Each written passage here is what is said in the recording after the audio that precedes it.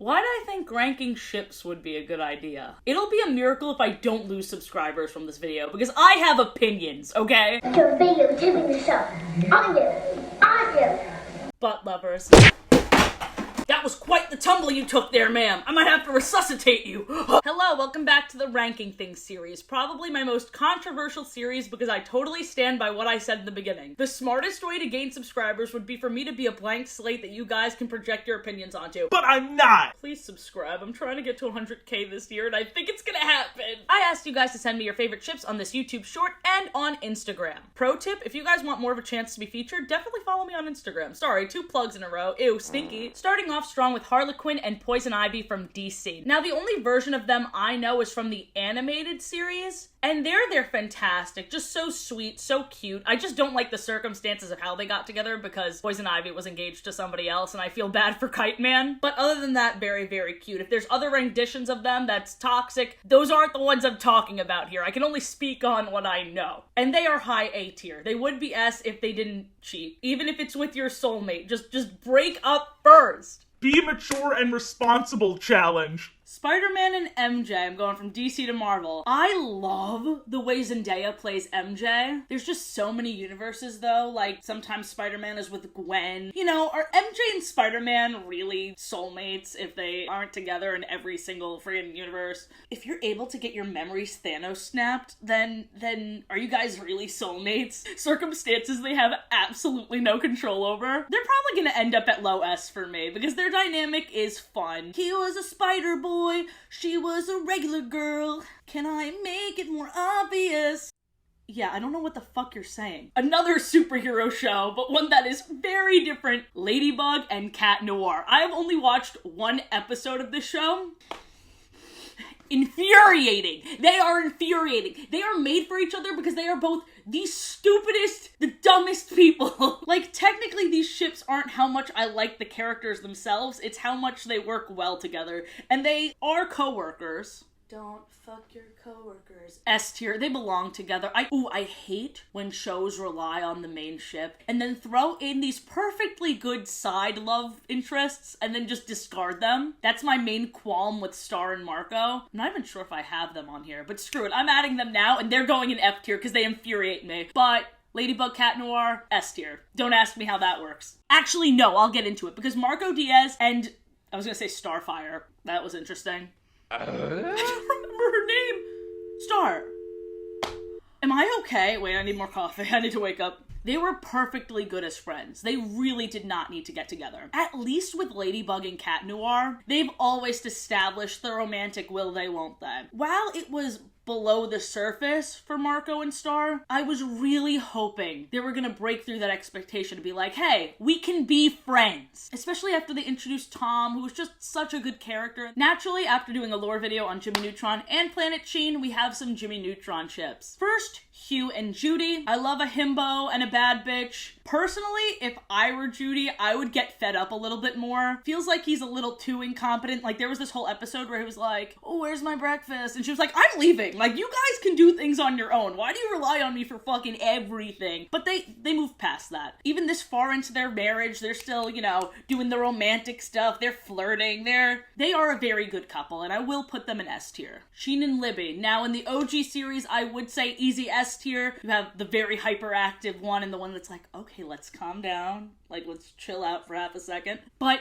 Planet Sheen just ruins everything. He doesn't even mention her. If it's the timeline I said where it takes place in between the movie and the series, or if it's just a dream, then it's still S. But because we don't have clear answers, and also because they're kids, so who knows how long they're gonna last, I'm gonna put them in B. Last Jimmy Neutron ship, Carl and Jimmy's mom. Now, as a kid, Get it, Carl? Yeah, you don't have a chance in shit, but this is goofy. as an adult, when I rewatched it, he was way more persistent than I remembered him being, and it was very uncomfy. There needs to be clear boundaries for this boy because his desires are making him lose it, respectfully. It's gotta be F tier. It could have been a funny joke if Judy sat him down and was like, hey, can you stop? But she's too polite for her own good. It's not that she ever encouraged it, but she didn't spell it out for him. Carl, if he kept going down this path, is a little incel in the making, okay? Elon Musk and Jeffrey Bezos. They're little whores who hoard the wealth, who love themselves and no one else. Highly recommend you guys reading up on some Jeffrey Bezos fanfiction. That era of my YouTube was before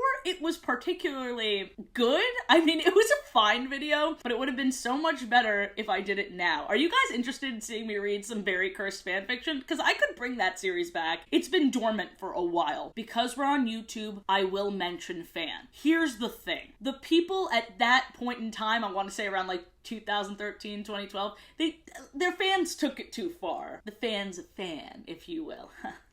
So now I'm gonna rank them in those are real people. Most YouTubers that work that closely together, there's an inevitable fallout, but even when neither of them were posting YouTube videos, they were still so close and friends. I'm just happy for them, regardless of what it is, you know what I mean?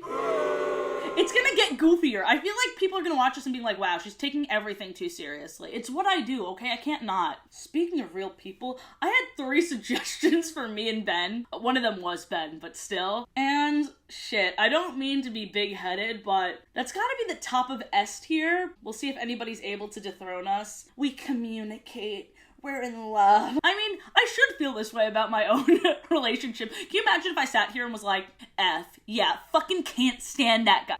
If you're ever rating your own relationship lower than S, you either need to talk to your person or break it off. That's my little advice for you. Ben's home. Hello. So I needed your input. Where would you rank us on ships? We're not a boat. But I mean, like, I guess if I had to, like, lower than a schooner, about on par with a ferry. Schooner? I hardly know her. Home run!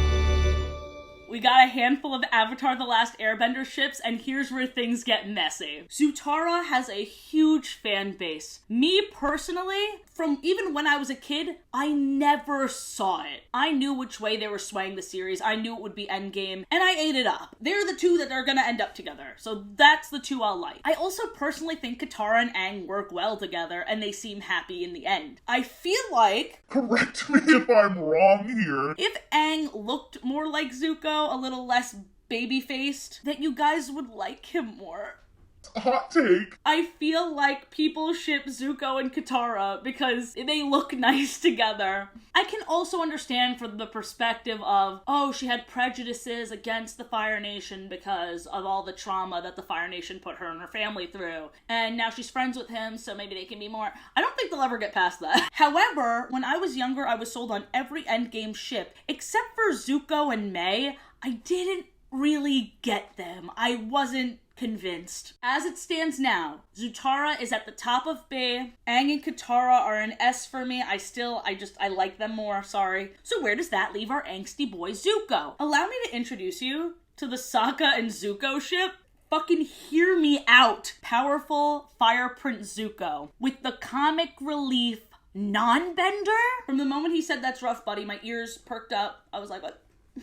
Is that some chemistry I hear in the air? Sokka and Zuko are going in S tier in front of Katara and Aang. The only thing I feel bad about is I really like Suki, but sorry, dude. I need to do something about this Zuko Mai nonsense. Let's move on to the most suggested one. And holy shit, this had the most suggestions out of anything I've ever done ever. The ship Lumity, Luce and Amity from the Owl House. Now, while I still haven't caught up with Owl House, I know this much. The ship is good. All right, put your pitchforks down. I probably would have said this even if I thought the other thing because I'm genuinely scared. But no, I actually do think that they're a good couple. Love a good nemesis to girlfriends arc. I love the way Luce came out as bi to her mother. They're very supportive, and I love that it's explicit. It's not a Korra, we're holding hands at the end moment. They're like, I gotta protect my girlfriend. Yes! Now that everyone's happy and giggling and crying tears of joy, let me bring the mood back down for a second, because I got some My Hero Academia ships. Truthfully, I stopped watching My Hero Academia a while ago because Funimation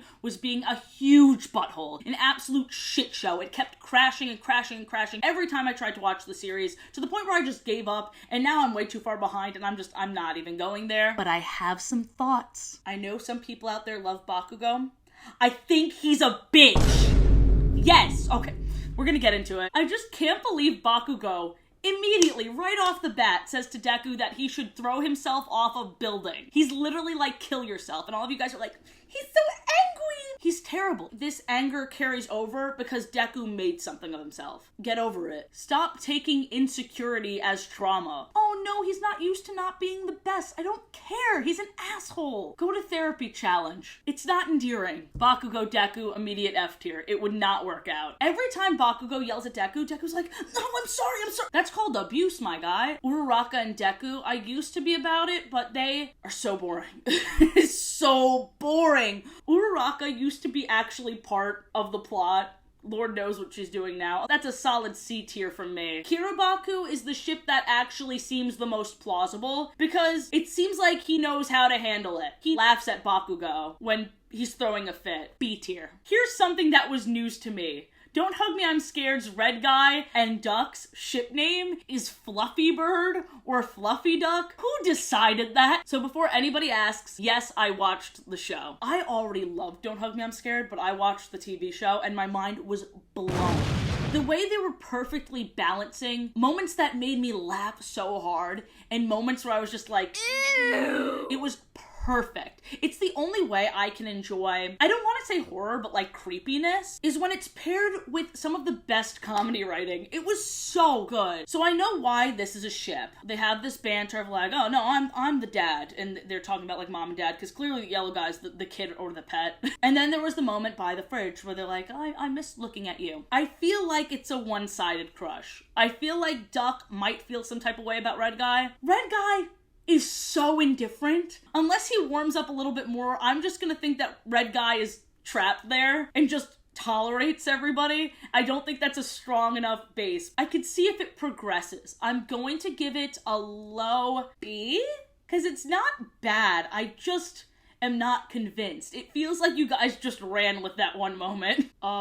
This just in. Susan's not working for YouTube anymore. So who's the new CEO entrepreneur? Fuck! Oh my god, I'm scared. Because what if the new person that comes in sucks? Speaking of YouTube, time to expose myself, because I'm going to be ranking some Sanders side ships. If you're looking at these characters and thinking, isn't that Thomas Sanders? That's correct. We ship him with different aspects of his personality. First of all, Thomas Sanders' content is good, and I love the dude. Second of all, I know the shipping aspect is a bit strange. And lastly, if you saw me scarfing down crofters at a convention, no you didn't! Virgil and Logan, I can see it, but it's not my favorite. This is the embodiment of anxiety and the embodiment of logic. So Logan will oftentimes calm him down, help him out. I could see why people like it. B. In True Logical, with Logan and Remus, however, Oh, hell no! it personally gives me the ick, and I never use that word, because as somebody who experiences intrusive thoughts a lot, there's nothing logical about it, so I hate this ship because it implies something that I don't like. No offense to the commenter or anybody that ships it. Like, you can do whatever you want with your life. It's all good. It's not that serious. F tier for Intralogical. If anybody was curious as to what I personally like, I like Patton and Logan, which is the embodiment of the heart and love and logic, because I just love that dynamic. The very serious one and the really mushy, bright, sunshiny personality. S tier for them. So this one is interesting because A, I didn't know you can send me a picture through Instagram answers. This is really cool. I love this. Secondly, I didn't even really know about this ship until I was watching a Nickelodeon recap of Sam and Danny's relationship. The Nickelodeon YouTube channel puts a lot of really nostalgic content out there. We'll have their fans participate in polls. Whoever's on their marketing is doing a really solid job. Anyway. This goes back to what I said about Avatar: The Last Airbender. I just knew as a kid what was going to be Endgame because that's what they were selling us the entire time, and I bought into it, and I feel like a fool for that. Because based on my recent research, Valerie and Danny were cute as shit, and Sam and Danny came straight from Floptown. Not really. It just seems like the message of all these like early 2000s Nick shows where guy friend and friend who's a girl automatically end up together. But there's also nothing offensive about them. Like, by the time they did get together, they were happy, they were whatever, bleh. They look like a siblings or dating picture. Valerie and Danny at S, Sam and Danny at S but lower. another Nickelodeon couple, Beck and Jade from Victorious. Now, I know that for a lot of people out there, one half of this couple, or both halves of this couple, was a true awakening. However, let's just be honest with ourselves for a second. They were toxic as shit. Jade has anger issues. Beck lets every girl flirt with him. You push me back, I push you back. Harder, harder. You punch my face, I punch your face. Harder. The whole song that caused Beck to get back with Jade was Jade being like, we yell at each other and push each other. But we got this connection. F tier. Eliza and Burr. Okay, so this is either referring to the Hamilton musical or it's referring to the Feral Hamilton universe. I'm not sure how many of you guys know this. On TikTok, I used to play this character called Feral Hamilton. I said certified freak. 7 days a week. You're saying that my ex-wife, Eliza, and my enemy, Burr, are your OTP? OT, please! Never say that in front of me again! F tier! What the fuck just happened? Let's go over all these total drama ships. I'm about to expose myself a lot more than you know. Firstly, Scott and Courtney. I didn't mind it. In fact, I thought they were kind of cute. I know All Stars is very controversial, but it was very funny to see people from two different casts get together. It felt like a crossover in and of itself, even though it was the same series. He's just straight up eating dirt and he's like, you're pretty when you're angry. I think it's very fun. I'm gonna give them A. Gwen and Trent. Have you ever seen a character more just there than Trent? They could have went so many different directions with this character. A little bit of a rocker, a little bit of this. But instead, they just made him a bit obsessive compulsive and wrote it off as quirky. And Gwen was like, this is too much for me. It made Gwen look like an asshole. And there's so many moments in the series where Gwen's an asshole, but everyone just writes it off because, ooh, goth girl. In Total Drama Island, they were sweet, but they were still boring. And I don't really care about them. B. Duncan and Courtney. Dude, I'm about to freak the fuck out. They could have been so good. In Total Drama Island, I loved that. When I watched that as a teen, I was like, yes! Yes, bitch! But no, because World Tour, while it is the best season for me, because I just love those songs, and it was just off the wall, stupid, silly. It ruined everything used to live in. F, obviously. She was trying to change him. He can't communicate and he's just too angry. I don't like the angry types of characters. Just get over it. Gwen and Courtney, I'm sold. Like, actually, that's an S-tier ship for me. When they were friends and they're like, your hair is great. No, your hair is great. Cute. Adorable. I see it. I see the vision. S-tier. Here's where I'm really going to expose myself. Alejandro and Heather. The two villains linking up. In the series, it makes total sense. But here's my problem. I read a webcomic called Total Trauma. Stop! Don't look at me like that. So I can only see Heather as a lesbian now. So when I think about the Heather and Alejandro ship, I'm like, oh, platonic. Just cuddly, cozy friends. God, I don't know. I've never taken on Phan as canon so quickly, but that Tumblr webcomic just lives in my head rent-free. I think I saw a tweet making fun of it, but then I was like, the art looks good, and I kind of just want to see all the shit they'll throw at the wall. And I like it, okay? Sue me. I got some suggestions from Cookie Run. I thought that was just a mobile game. I plucked these comments because I am so curious, and I'm gonna figure it out right now. Come on this journey with me. Licorice cookie and parfait cookie. This is all fan stuff, isn't it? Do they ever interact in Cookie Run? Do they ever Cookie Run into each other? And yet somehow, I get it. Let me see what they actually look like in the game. It's the sun and moon kind of vibes, you know? I get it. I almost wish I didn't. That's going in A tier for me. Sea Fairy Cookie and Moonlight Cookie. How many characters are there? A mermaid cookie. The moon controls the tide, so you got the moon one and you got the... Let me look at some fan art of these two as well. Oh, adorable. I will never trash ladies loving ladies, and this is just fun and cute and I like it. Should I do a deep dive into the Cookie Run fandom? Because this is news to me. Penny and Gumball from The Amazing World of Gumball. Now, without the episode The Shell, it would just feel a little cliche to me. Boy that doesn't know how to do shit and girl who's just way too patient for her own good. But he helped her be more herself. She gets so much cooler. And that episode alone, S for The Shell, dude. Spongebob and Squidward. The answer may shock you, because I do have a whole fan fiction I wrote about them. This picture makes me go bananas. Like, adore it. Looking at everything else in the series though, SpongeBob gets on his nerves and Squidward lashes out too hard. Need I remind you of the April Fool's Day episode where he literally beat the shit out of him? And also I'm pretty sure it's canonical that SpongeBob is aromantic asexual, even though earlier in the seasons they were trying to push that he had a crush on Sandy. In the canon, regardless of this amazing picture that inspired me to just spiral out of control, B. My story, however, they're S tier. The last two are My Little Pony ships and Steven Universe ships. I'm gonna be bullied off the internet. Let's go! Mordecai and Twilight sparkle. If there's one thing I know about Mordecai, you cannot talk logic into this man. He screwed everything up with CJ, and there's no doubt he will do the same for Twilight, regardless of whether or not Twilight stays by his side and tries to keep him working hard. He has no ambition. Twilight's not about that. Twilight is a workaholic. In some ways, I think they can bring out the best in each other, but Mordecai, first of all, canonically, he gets with this bat lady, not even close to being a horse. Secondly, until then, he's allergic to commitment. It would never work. They're just from two different worlds. C tier. It's not F tier. It could get worse. Rainbow Dash and Applejack. This ended up being semi-canon by the end, and I think it's a cop-out. They took the two ponies where they're like, well, they're obviously gay, and just pushed them together, but they don't have enough interaction for me to justify it. They are A tier because they're fine. I could see them working out. We just don't really see them talk that much throughout the series. We actually see more chemistry between, I'm going to pop off about this,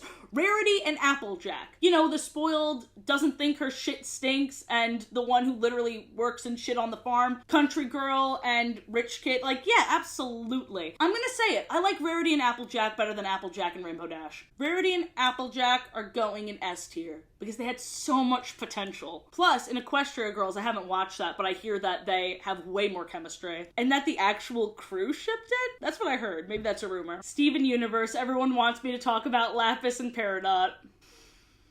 Be brave, Athena, be brave. I don't like it. I don't like Lapis. She never apologized for taking everything and running off when Peridot did nothing wrong. I was more of a Amethyst and Peridot person myself. Yeah, I know. I'm problematic. I'm a problem. Lapis and Peridot are going in F.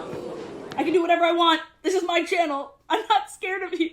Garnet, Ruby, and Sapphire, like, yes, they're codependent a little bit, but they do it with style and class. Literally a fire and ice type personality getting together and being married after thousands of years together. So cute. They were like, oh, this is an Earth custom? Yeah, we're gonna do that because we love each other so much. And we need everyone to know it. Absolutely S tier. Are they higher than me and Ben? Once me and Ben find out a way to become one person, it's over for you fuckers. We'd be just like the most anxious human being imaginable. A dream come true.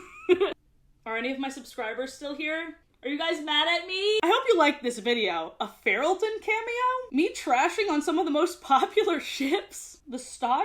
Let me know if you want me to do a part 2 or what you want me to rank next. I really hope you enjoyed. Next week is Dinosaur Train lore. Get ready. Have a great day, butt lovers. Bye! Lovin' frickin' penguins, penguins and some love. You know their scientific name? Lovin' frickin' penguins, penguins and some love. That's my grandfather. Lovin' frickin' penguins, penguins and some love. I miss them. Lovin' frickin' penguins.